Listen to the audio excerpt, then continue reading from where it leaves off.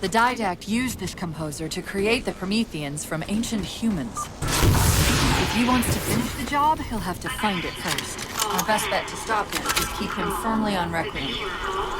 Let's hope Lasky didn't skimp on that Pelican. Initiating pre-flight diagnostics. Forward autocannon, check. Lateral rail turrets, check.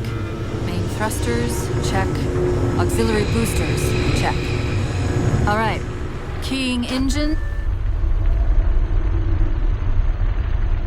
It may be a while before we find another ride home. You know that, right? It'll be okay.